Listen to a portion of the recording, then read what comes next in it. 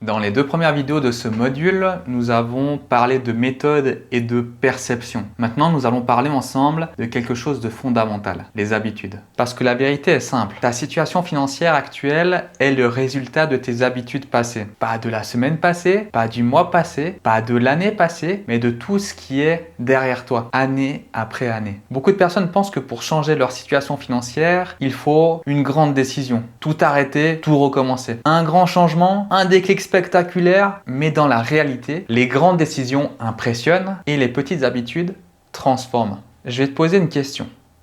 Je ne connais pas ta situation financière actuelle. Si tu mets dès aujourd'hui de côté 100 francs par mois pendant 5 ans, est-ce que c'est impressionnant? Pas forcément. Tout dépend de ta situation, je suis d'accord. Ce n'est pas spectaculaire en soi avec les salaires moyens en Suisse. Mais sur 5 ans, en mettant 100 francs par mois, tu te retrouves déjà avec 6 000 francs de côté. Et si tu continues encore pendant 5 ans de plus, ça fait 12 000 francs. Sans compter les intérêts que tu pourrais gagner avec ça si tu les investis. Ce que je cherche à te faire comprendre par là, c'est que ce n'est pas une révolution, c'est une répétition. C'est exactement la même chose dans l'autre sens. Une petite dépense inutile de 5, voire même on pourrait dire 10 francs par jour, ça va très vite, hein.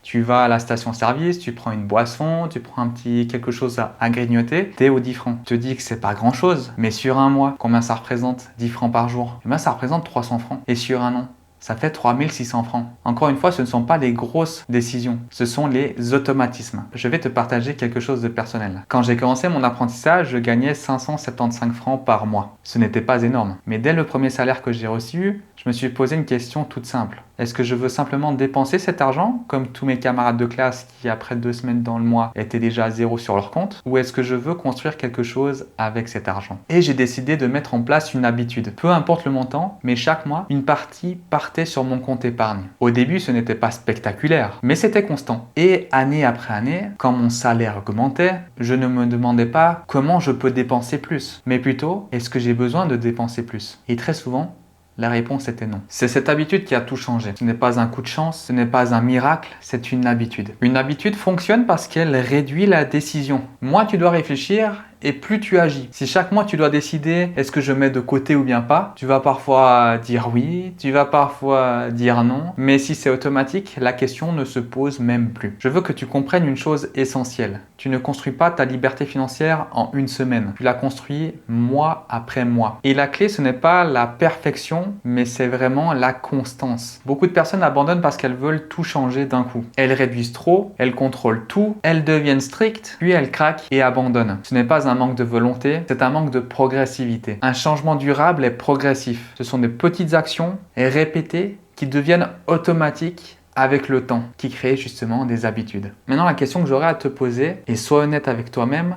est-ce que tu dépenses impulsivement? Si c'est le cas, c'était quand la dernière fois? La deuxième question est, quelle petite habitude pourrais-tu mettre en place dès ce mois-ci? Je tiens à préciser, il ne faut pas que ce soit quelque chose d'énorme, il faut que ce soit quelque chose de réaliste. Peut-être mettre 100 francs de côté, 200 francs de côté, automatiquement en créant un ordre permanent au début de chaque mois. Ou bien ça peut être tout simplement de regarder tes comptes chaque dimanche soir en fin de semaine pour te rendre compte où ton argent est parti. Et la troisième question est en relation avec la deuxième. Maintenant, c'est quand que tu vas mettre cette habitude en place? Aujourd'hui, demain, dans une semaine, note la date précise sur ton calepin. Parce qu'une habitude sans date est juste un rêve, une intention. Et une habitude datée est un objectif. Ce qu'il faut retenir de cette vidéo, c'est que tu n'as pas besoin d'être parfait. Tu as besoin d'être régulier. Si tu progresses de 1% par mois, par semaine ou par jour, dans un an, ta situation sera totalement différente. Pas parce que tu as tout révolutionné, mais parce que tu as été constant. Dans le prochain module, nous allons entrer dans le concret. Nous allons parler des chiffres, de la structure de ton budget et l'état des lieux réels de ta situation. Parce que maintenant que ta perception change et que tu comprends l'importance des habitudes, nous allons poser des bases solides. Et c'est là que tout commence, vraiment.